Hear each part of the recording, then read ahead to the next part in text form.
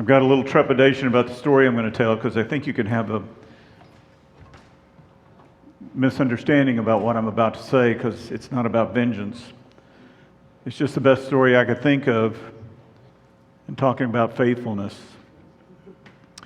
Over 30 years ago, we needed a new washing machine.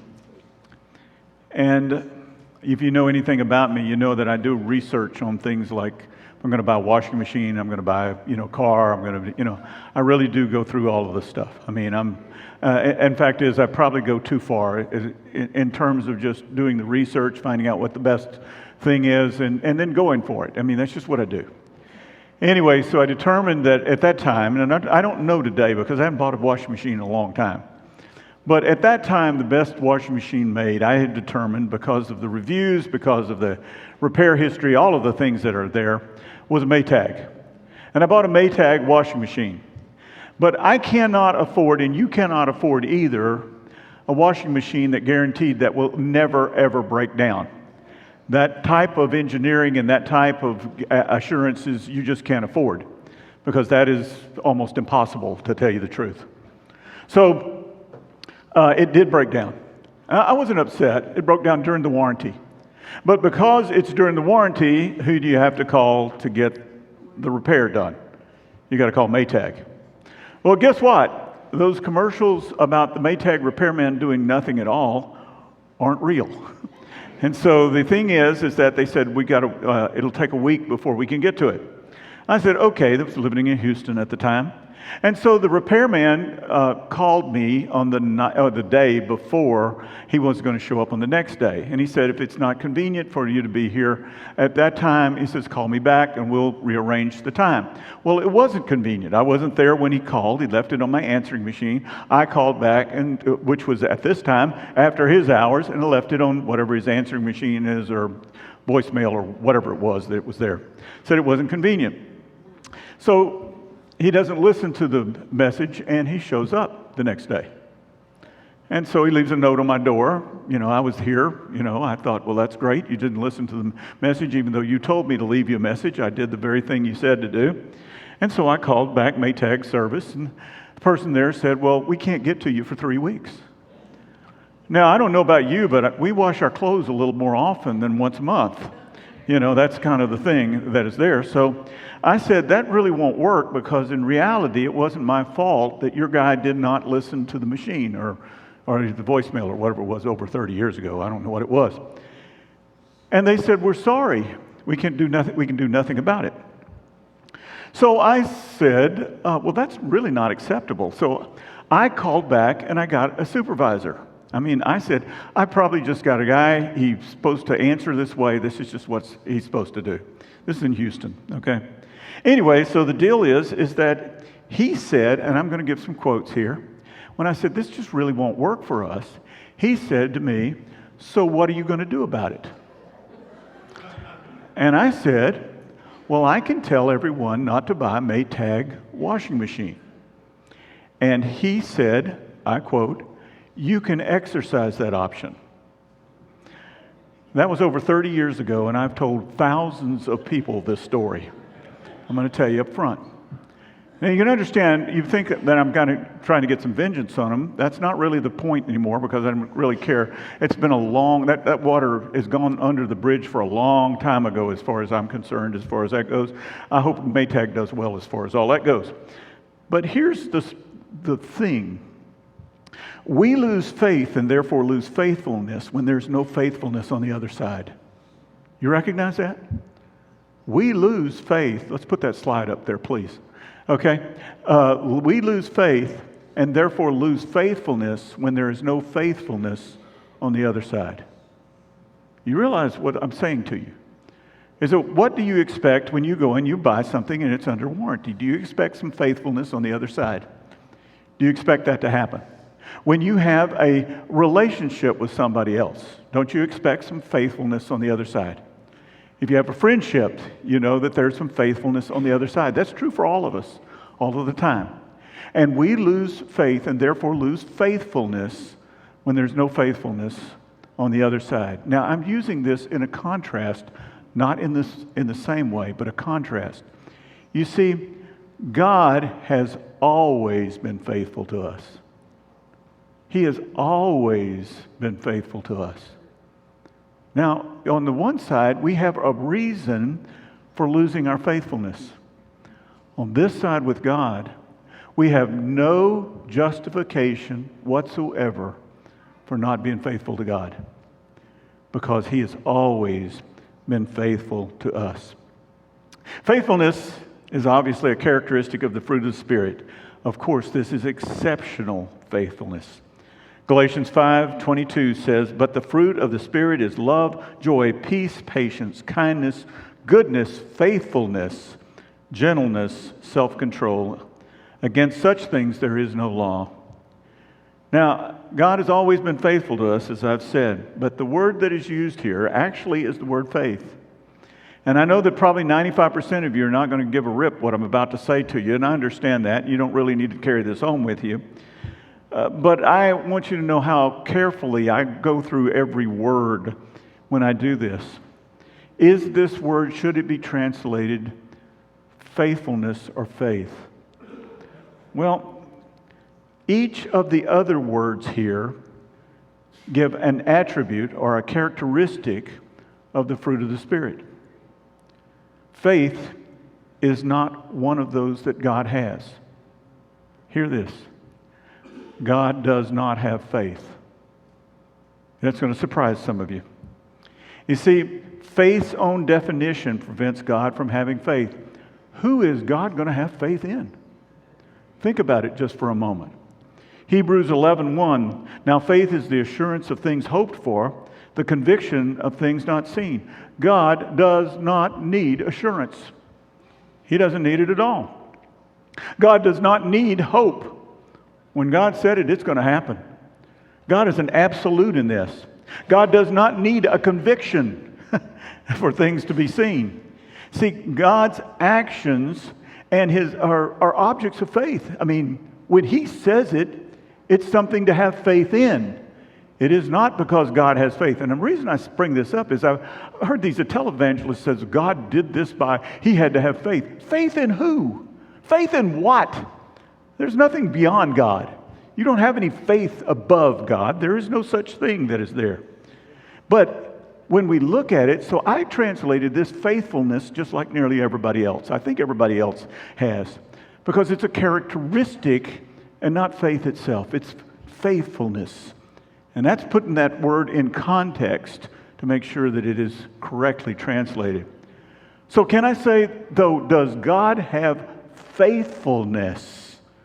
And the answer to that, beyond your imagination. Psalm 145:13 says, "Your kingdom is an everlasting kingdom, and your dominion endures throughout all generations. The Lord is faithful in all His words and kind in all His works." You realize this is what God is. God is completely faithful in all of His promises. If you come to a point and you say, I don't think God is going to fulfill this promise, then you go back and you check this out. God is faithful. You can put that down as your number one rule, because quite frankly, it will never disappoint you, because God is always faithful. And He will always carry out His promises, which He has said.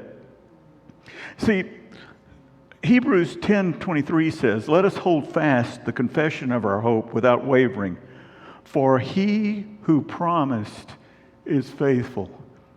I don't even know how many verses I could have come up with by going through the Scripture to find out how many places that the Scripture says that God is faithful. There's so many of them that it's unbelievable.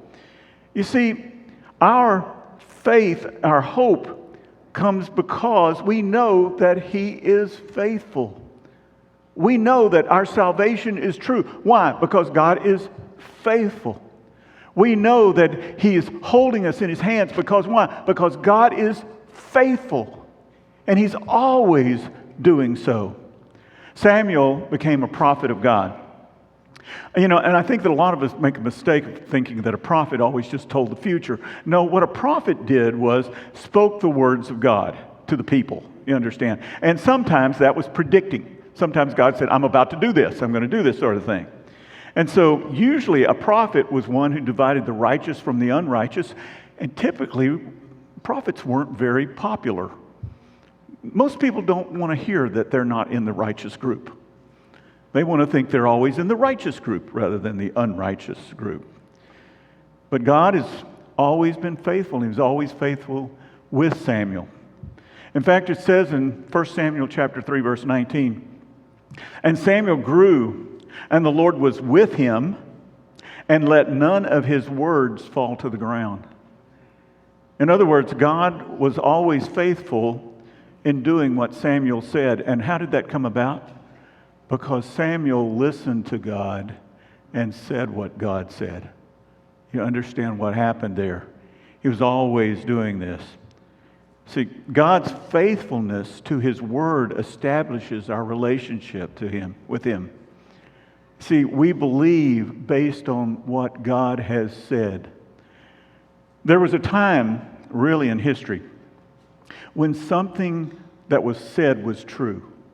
You've ever heard that a man is as good as his word? You heard that. That may not be as true today, is it? And then we came along and the printing press came out, and we said, well, it's true because I read it. I even remember in my time, and you're going to say, how long ago was that? It's a long time ago. And so then I would say, well, I know it's true because I read it in the paper. Would you say that again today? Probably not. Okay. And then we came along and we said, well, I know it's true because I saw it. Now today with AI and all of the stuff that's going on in terms of doing things where you can make it look like anything is going on, you can't even say that because you saw it, it's the truth anymore, can you? But there was a time in which you understood that the things that you had in your heart would come out of your mouth. You realized that it was the truth. That's who you were. That's why it will say in Romans 10:9, it says, because if you confess with your mouth Jesus is Lord and believe in your heart that God raised him from the dead, you will be saved. This confession is from the heart and it travels to the mouth. It is who you are. It is not simply just saying the words. And when that happens, folks, when it becomes who you are down in your heart, what happens is you will stay with it. And I will say that of these people that I've read about on the internet and such, that they were famous Christians and now they're disavowing their faith, I will say it never was in their heart. It was never there in the first place.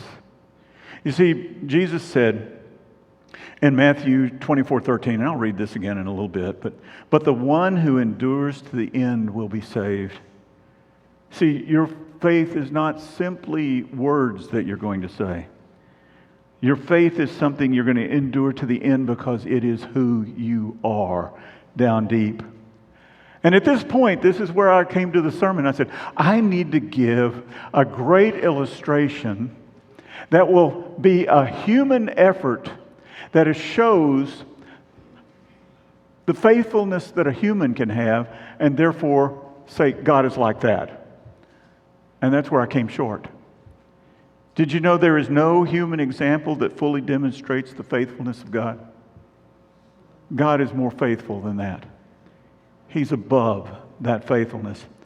So I can't tell you a story of somebody who's just been as faithful as God. Now, I can tell you a story about Jesus, but then I'm going to tell you about God again, aren't I? I can't get out of that. And the fact is that when I looked at how faithful God has been in that, I'm taken aback. It says in Romans chapter 5, verse 8, it says, for while we were still weak, at the right time Christ died for the ungodly. For one will scarcely die for a righteous person, though perhaps for a good person one would dare even to die. But God shows his love for us, and that while we were still sinners, Christ died for us. God is faithful to us before we were ever faithful to him. And I'm taken back by that because I think of the grace that God has given to me because I didn't deserve it. I absolutely didn't deserve his faithfulness to me, to come and get me and save me, and then be faithful to his word, even before I was faithful to him. So since God has been faithful to us, he expects us to be faithful to him. I want you to understand, I'm going to read a parable here in a minute. And in this parable, you know this parable pretty well, but I want you to hear the words of faithfulness in this, because faithfulness will be seen in what we bear. It's going to be seen in what we produce. It is going to be seen in what we have done with our lives. Here's the parable. Matthew 25:14. For it will be like a man going on a journey, who called his servants and entrusted to them his property. To one he gave 5 talents, to another 2, to another 1, to each according to his ability. Then he went away. He who had received the 5 talents went at once and traded with them, and he made 5 talents more. So also he who had 2 talents made 2 talents more. And he who had received the 1 talent went and dug in the ground and hid his master's money. Now after a long time the master of those servants came and settled accounts with them. And he who had received the 5 talents came forward, bringing 5 talents more, saying, Master, you delivered to me 5 talents. Here, I have made 5 talents more. His master said to him, Well done, good and faithful servant. You have been faithful over a little. I will set you over much.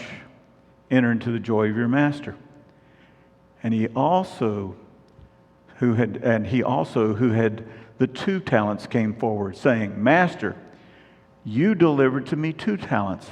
Here I've made 2 talents more. His master said to him, Well done, good and faithful servant. You have been faithful over little. I will set you over much. Enter the joy of your master. He also who had received the 1 talent came forward, saying, Master, I knew you to be a hard man, reaping where you did not sow, and gathering where you scattered no seed. So I was afraid, and I went and I hid your talent in the ground. Here you have what is yours. But the master answered him, You wicked and slothful servant, you knew that I reap where I have not sown, and gather where I scattered no seed. Then you ought to have invested my money with the bankers, and at my coming I should have received what was my own with interest.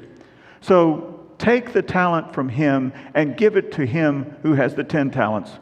For to everyone who has more will be given, and he will have an abundance. But the one who has not, even what he has will be taken away.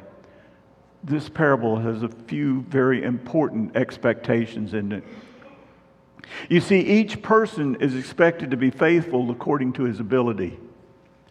Every last one of you and me are expected to be faithful according to our ability. It's not so much that you're all expected to do exactly the same thing. It is that you are to be faithful to your ability. Ability makes no sense if you have nothing to do. Do you understand? I don't give you an ability, and God says, I'm not giving you the ability, and then you have nothing to do with it. That makes about as much sense as a play is called on the football field, and the quarterback hands it to the tailback, and the tailback just stands there. He says, I got the ball. I'll just stand here. I won't make any yards. I won't go anywhere with it. I won't hurt anything. I won't fumble it. I'll just hold on to it. You know, the play was called. Every person had a responsibility on that team, and faithfulness says you do what is according to your ability. And so we are all called with an expectation. The condition, second thing, is the condition of the one receiving less from God is not an excuse for unfaithfulness. See, the one who had received the 1 talent was afraid. He knew experientially, according to this, that the master, he reaped where he'd not sown. He pointed out, he He profited where he didn't even invest, but he was afraid of losing, is what he was. He was afraid of losing in this. There's two types of fear in Greek. One is dalia. Dalia is one that means cowardice. Dalia is a fear that is so great that it will stop you from doing what you need to do. Understand what that means. It's the word that Paul says, we have not been given a spirit of cowardice. That's the scripture that's used there. That's not the word that's used here. This is the word phobia. Phobia means you are afraid, but you still can do it. You can still do it. It's not heart-stopping as far as that goes. And this man expected to be exonerated simply because he was afraid. How many people have not done what God has called them to do because they said, well, I was afraid. And because I was afraid, I'm going to use that as an excuse when I stand before God. I don't think it's going to work. See, he doubted his own ability to do anything. Well, if God gives it to you, God is not doubting your ability. It is only you that have doubted your ability. You see, what we really need is those people who will stand in the throne room of God, especially after some kind of tragedy like King Uzziah dying, and after hearing the call that was theirs, who will I send? Isaiah will stand up and say, here I am, send me. Send me. I want to be that one, God. You have given me the ability. I want to use it. I want to return something to you. Third thing, the one who received one talent was unwilling to do what needed to be done. And that's really the bottom line, isn't it? The bottom line is that are you unwilling? Unwilling to do exactly what God has called you to do. What God has urged you to do. I mean, I'll give you some examples here. Maybe God has spoken into your heart and said, you need to go and share Christ with your neighbor. Maybe God has spoken to your heart and said, you know what? You need to go and forgive so-and-so, or you need to have them forgive you. Maybe you need to apologize. I don't know what it is. Maybe you need to give something to somebody. I don't know what it might be. But what happens is there's an unwillingness to go there. And the unwillingness decides who your Lord is. I remember when we were looking for Brett, and there was a minister of music. I was in Dallas, Texas. And there was a minister of music that was there, and his wife was sitting there with him. And that poor minister of music, I felt sorry for him. Because as we were talking to him about, we didn't know if he was the one that we wanted to call here. I'm not trying to say that because I don't know that. But I remember this, she put her hands down and she said very plainly, I am not moving more than 300 miles from my mother. And I said, I wonder who her Lord is, because it's not Jesus. And I realized that that woman is going to be able to stand before the Lord someday and say, here, Lord, this is what you gave me. And I didn't make anything out of it. I was not faithful. The clear message is that faithfulness requires a return on the Lord's investment in us. That is the clear message that we have.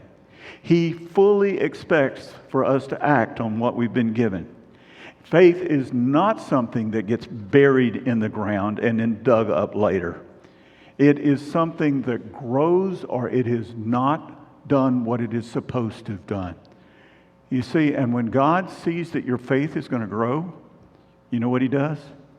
He tests it. Why is that? Because faith grows through testing. It absolutely will grow through testing. Now, I'm not going to tell you that I stand up every day and say, God, test me again. I'm not going to say that. But I know that when He does, it's best for me. James 1:2 says, count it all joy, my brothers, when you meet trials of various kinds. For you know that the testing of your faith produces steadfastness, and let steadfastness have its full effect, that you may be perfect and complete, lacking in nothing. Steadfastness is holding on to faith when it is difficult. Steadfastness is being faithful when refusing to be faithful would stop the pain. That's what steadfastness is. And it is rare to find someone who will be faithful during a hardship. Now, I know that most of you here probably do not know anybody who's personally know anybody that is facing Christian persecution. See, you don't know of people that have gone to prison, have been tortured, or even martyred, probably. You don't know them personally. But in China today, there are both registered and unregistered churches. And in those registered churches, now you can't attend the unregistered churches, but in the registered churches, it is unlawful for you to go to the church under 18 years of age. You can't go to church. It's unlawful if you go. The Chinese government determines the sermons and the hymns that are going to be sung. You cannot preach out of the book of Daniel or out of the book of Revelation. And yet there are Christian pastors who are pastoring their house churches that on a regular basis get turned in by their neighbors and go to prison. And in fact, it's estimated that right now there are over 10,000 Christian pastors in Chinese prisons serving terms for preaching the gospel of Jesus Christ. But here's the crazy thing. The Chinese Christian numbers are growing at an amazing rate. Unbelievable numbers of people are coming to know Christ. It is estimated that there are between 20 million and 100 million Christians in China right now.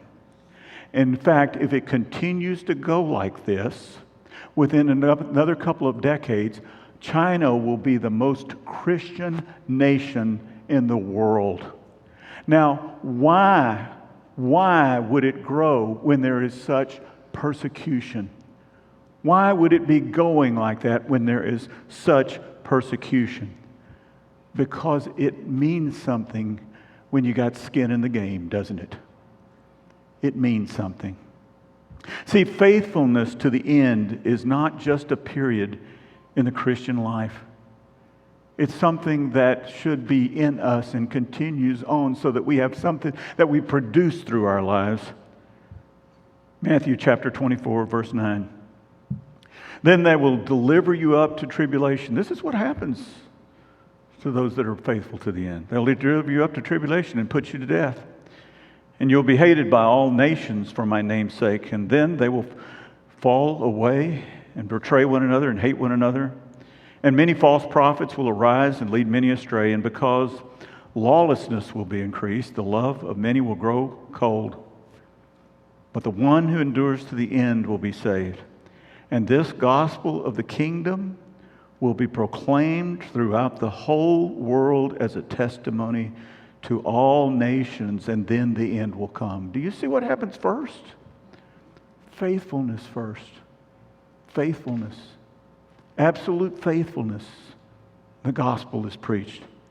The proof of our faith is in our faithfulness. It is a proof of our faith that we find our faithfulness before other people. And when they look and they say, look, it costs a great deal. It must be worth a great deal. But the problem is like all the other characteristics of the fruit of the Spirit, it is that if we think that faithfulness is an act of the flesh, we will fail again and again. It is not an act of the flesh. It is not that you can say, well, I'm telling you what, I'm going to be kind of casual about my faith. You must be filled with the Holy Spirit. You know, and I look at that. One of the characteristics of Stephen, who was the first recorded Christian martyr, was being strong in the Spirit. You understand? How did he have the strength to do this?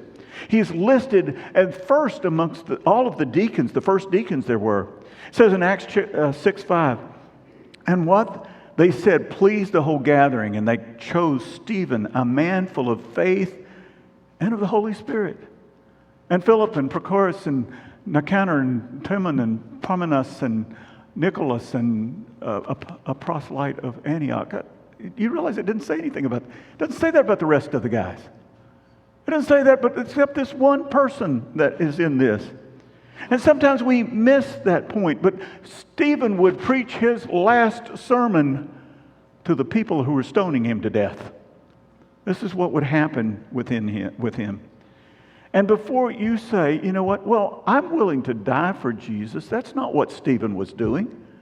Do you understand? He was not just saying, I'm willing to die for Jesus. Stephen was living for Jesus. There's a whole lot of difference there. He just wasn't contributing, but he committed himself to the Lord.